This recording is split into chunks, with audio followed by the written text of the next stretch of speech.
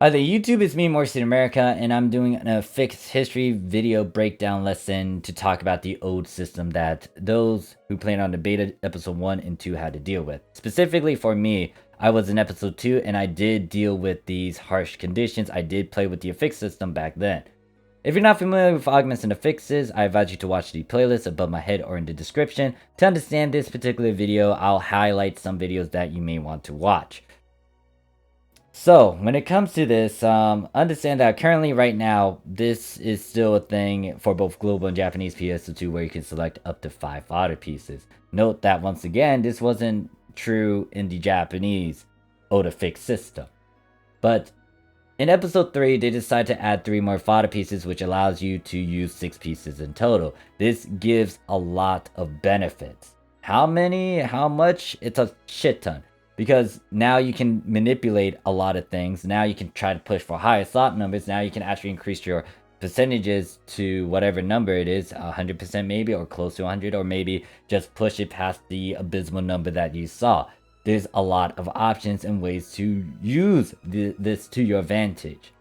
But back in episode 1 and 2 of the Japanese PS2, even in the beta, we didn't have this. We only had 3 fodder pieces.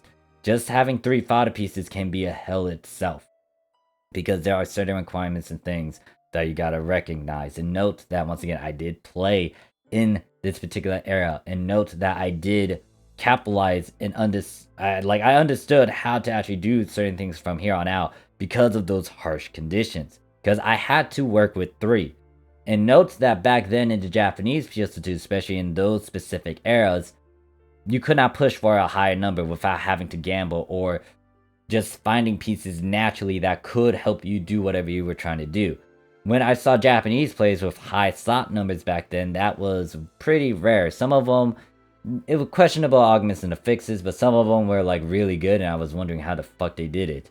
But yes, that was a thing though. There was a huge gap in terms of the norms, and guess what? The norm was pretty much 3 slots, and we had to work with that. Some people push to 4 slots. If they really know what they were doing, they push to 5 slots. I was the one guy that was able to understand the system and made sure to gamble and push at good percentages. I did make 4 slot units, and then I did make a 5 slot weapon. I still have that particular 5 slot weapon that I made.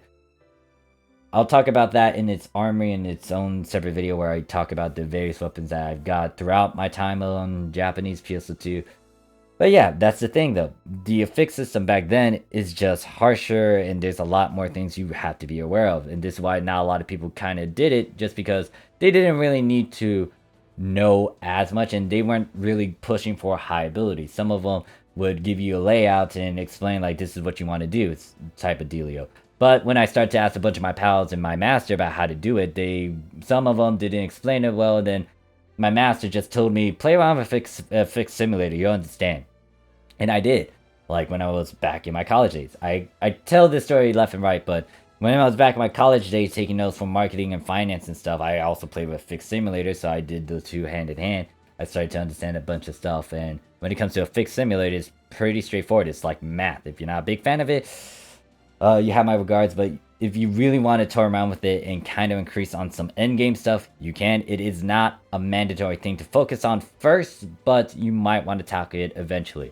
And with some abilities, especially SSA, that is also a different story, because SSA are crucial to how you can actually emphasize on a certain game style, gameplay. It might give you some perks and benefits you will want to capitalize on. And when it comes to manipulating and moving SSAs, S-class abilities, it's not that hard. I already have a video explaining how you can easily move an S-class ability onto your main piece. Granted that you need to be familiar with you need to be aware of what you are doing. Anyways, yeah, so this is what we have. Guess what? If I wanted to try to replicate this back in the days, it's gonna be hard, because now I'm stuck with these, and I'm forced to actually make some pieces that are cramped together. It is possible to make this. Just note that there is one huge deciding factor for you back in the days. But this is what I have to do. I had to cramp everything together, and note that I'm going to have multiple copies of these as it is. And trying to get a returner or grade 4 for both Veteran Resolve and Crack together on a piece, that is a huge gamble in itself. In all honesty, though, if I had to really do this back in the days, you couldn't really do it. The Veteran Resolve was the thing, that is true. But in terms of the crack ability, that was not as big. Like, this was implemented, added in episode 5. So, excuse me, not episode 5, episode 6. So, you could even do something like this. And when it comes to some other things, you could, but you still had to follow some basic rules and concepts when it comes to certain abilities. For the returner, especially if you want to try to get returner 5, if I were trying to go for like a 3-slot with veteran 5, yeah, veteran 5, or returner 5, excuse me, modulator, and then an attack ability, that would be hard because I would have to manipulate certain pieces for the things that I would need to get. Now, I'll do a breakdown for that in a bit. However, let me talk about how I would go about making something like this. Once again, this is a pain in the butt because you had to try to combine everything, and if you do this in itself, it's not at a good percent. Now, to even get a grade 4 to be a possibility, you're going to have to go backwards. So I'm going to have to try to get a bunch of cracks like this. And note that I'm going to need a lot of these to try to make like three of these by themselves. So if I just made one of these pieces, guess what? I need 3 of these. If I need to make another one of these pieces, I need to make another 3 of these. But as you can see, they are together. The question is, how do I get them together like this? Well, this is where we start breaking it down. So the best way to do this is if you have a crack 2 and a returner 2, and then a crack 2, returner 2. Now, these two aren't as bad. You are gambling because you are upslotting over here. But, yeah, this isn't as bad. Now, the question is, how do I even get this, though? If you're not familiar, to get returner 2, you just need 2 returner 1.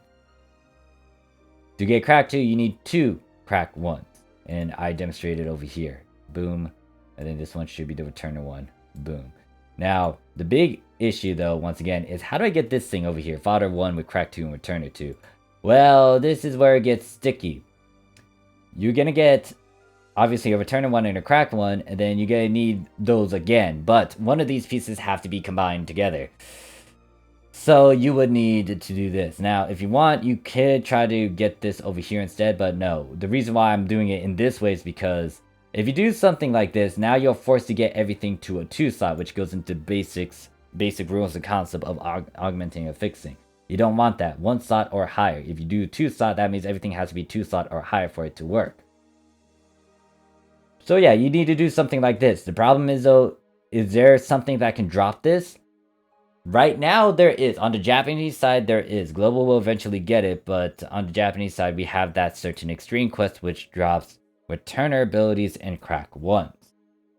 The very specific boss you have to fight to get something like this is Masquerade. And you have to have his barrier up. So that means you need to complete the prior stage before that to try to get a chance to get this returner 1 and crack 1. But that's another thing. You need it to drop as it is. And you might be saying, Morph, is there a way to try to make this, you physically make this? You made like the grade 2s and the grade 3s and 4s. There should be a way to make this one, right? No. Sadly, no. Why? Because you do need 2 to at least transfer. Because if I only have a crack 1, you see that it doesn't show anything. If I get a returner ability, it's not going to do anything with their crack 1. And now we have to have another return ability to try to get it to at least transfer or go to the higher grade. So, yeah, you need to get 2 to try to get those 2. But the question is, can you get this natural drop? Natural is different from a manual or a man-made augment and affix. This is natural. You have to get a natural one because you cannot physically make it. And this is why there's a lot of limitations back then when it comes to you going for certain augments and affixes. The big rule that a lot of people would tell you back in the days is get a soul ability, a basic ability, and maybe another basic ability or something else. But most likely it's 2 basic abilities and then a soul ability. Why? Because people understood what to do with these things, with these souls in particular, which is once again a 101 video, and a video to understand. So if I type in quartz soul, for example, quartz soul, if you paid attention to what it can do, and most likely people experiment and realize, oh shoot, some of these souls can actually boost certain stats. Some people will have just a quartz soul, and then they would have spirit of 3 and then stamina 3.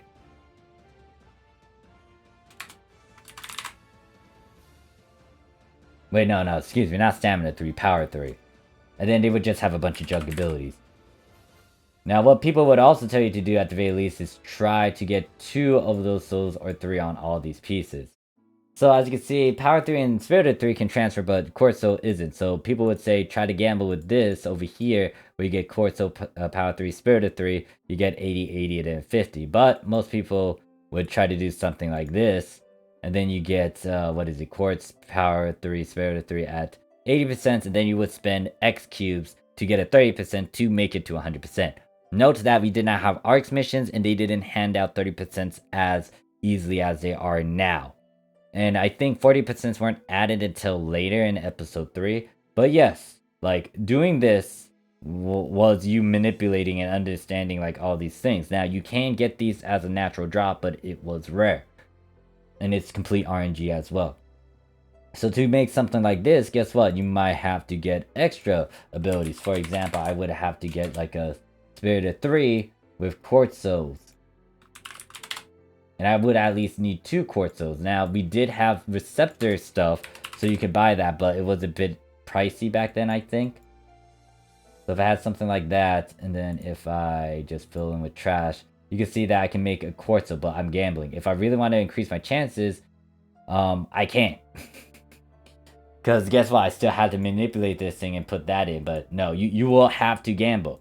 People have to gamble. And that's the thing about episode 1, 2, and beta. People gambled. Because if they really want to make sure everything succeeds at 100%, they had to manipulate some stuff in the past. This is why people start to farm a lot too, because they understood that some of these pieces are important and why they would need a good chunk of them so they can try to get stuff at 100% later, especially with something like this. It's not a lot, but this is what we were working with.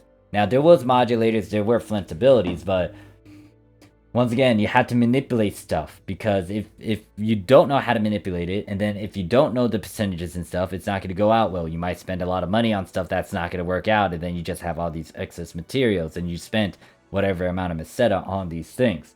So with these harsh conditions, you're in a sticky predicament of you either get to stick with the basics, or you're going to understand and know and break down this Affix system, because you either get it or you don't. And if you don't, then it's like, well, you can't do anything that grand and special. But since they opened it up in episode 3, they changed the Affix system, which allowed you to use all these fodder pieces. You have a lot more options now, and you don't need to worry about as much. But there are still some things to pay attention to. And yeah, that's how I was able to improve on myself as well, because of these harsh conditions. I worked with these 3 slots, and I did push further beyond the norms, because everyone was like 3 slots and stuff. I understood how to affix, and I pushed it even further. Now, would I be able to try to go from 5 slots to a bit higher? Can I go for 6 slot, 7 slot, 8 slot with these conditions? That depends on the drops, because that depends on if I'm able to farm these certain things at these certain slot numbers. I did in the past work with a weapon for, a weapon that was at a 6 slot. It's a rare one, but I knew what to do and I did it. And I also have that weapon in my armory as well. But yeah, that's the thing though. The past PSO2 had to deal with this old Affix system. You guys never had to deal with it. Good on you if you did it, but this is what we condition ourselves towards, and this is what people had to tackle with. Some of them just knew the basics, like this thing over here, and then they understood how to manipulate some stuff, but sometimes they don't know how to explain why it is such a case, and various rules and concepts. I didn't have a lot of good teachers. I personally taught it myself. So it was a bunch of trial and error, just me touring around and experimenting, and I consulted with my Affix master teacher Gambler, and he just pretty much gave me a good chunk of feedback. We have conversations, exchange ideas. He actually took one of mine, which allowed him to get a lot more money. But yeah, that's it. So thank you guys for watching. I'll see you guys in the next one. Any questions, comments, concerns, put it down below. Peace.